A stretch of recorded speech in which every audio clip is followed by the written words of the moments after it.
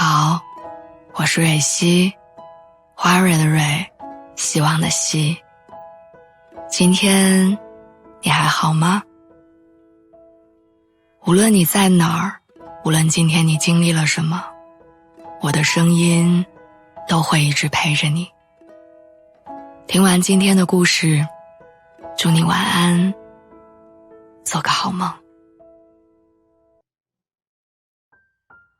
每个人好像都是这样长大的。小的时候，爸妈总会叮嘱你说，过马路要左看看，再右看看，会拍着你的后背念叨着说，走路不准驼背，甚至会反复纠正你拿筷子的姿势。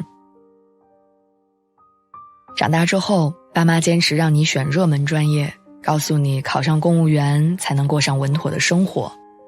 他们说，趁着年轻，还可以多帮你分担。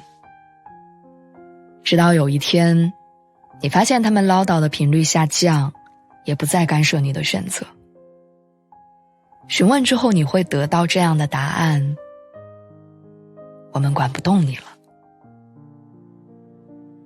6年前，我把北漂的决定告诉我爸我妈的时候，他们如临大敌，不安了很多天都没有睡好觉。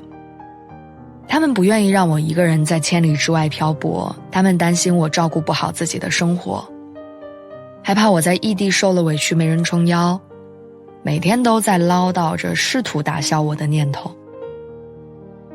情绪上来的时候，双方都会脱口而出伤人的话。爸妈指责我脾气倔，说不听劝早晚得吃苦，我就嚷嚷着说，我不用你们来管我。爸妈有时候只是动了动嘴唇，什么话都没有说出来。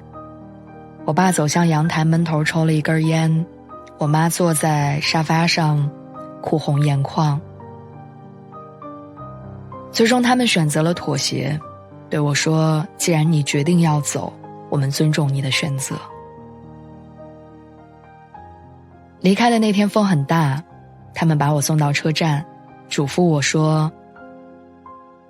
孩子你累了就回来。北漂的头几年，爸爸刷到我凌晨2点发的朋友圈，会念叨着说，不要熬夜。妈妈知道我发烧，就会叮嘱我说，不要洗头洗澡。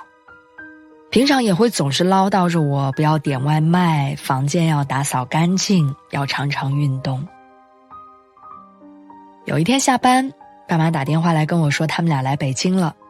我就着急忙慌地把他们接回家，一边埋怨着为什么不提前通知我，一边又很高兴地问他们今晚想吃啥。那天晚上我下厨做了一大桌子的菜，妈妈想洗碗被我抢先，爸爸想换灯泡被我劝退。周末我带他们出门溜达，吃的玩的穿的都给他们安排齐了。他们长舒了一口气，笑着说，长大了。可是那一瞬间，我捕捉到了他们脸上很微妙的情绪。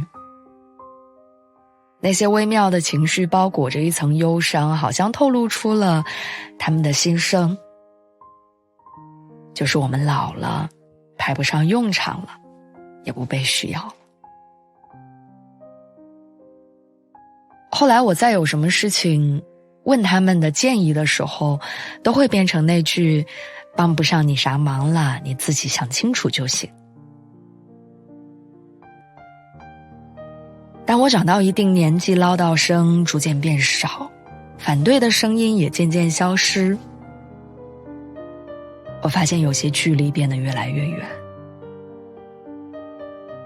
请回答1988里有个故事，豹子女士要回老家2天，她怕自己走的这几天里，丈夫和儿子生活不能自理，所以走之前进行了各种事务的交代。可是当她回来之后，看到家里整整齐齐，心情反而很低落。她没想到自己不在的日子，家人也能活得很好。对她来说，她真正想要的，其实就是家人忙前忙后的过程中被需要的感觉。我记得里面有一句经典的话，好不容易到了能够安慰妈妈的年龄的时候，已经太懂事儿了，真的不好意思开口说谢谢妈，我爱你。现在想让妈妈高兴的话，就会说我现在需要妈妈，这一句话就够了。因为我需要你包含着谢谢你跟我爱你。常听一句话，父母对子女的爱贯穿了他们的一生，那些不被理解的唠叨不过是担心孩子照顾不好自己，想让他们过上更好的生活。停止唠叨则是觉得孩子已经成长到能够独当一面了，不再需要父母的保驾护航。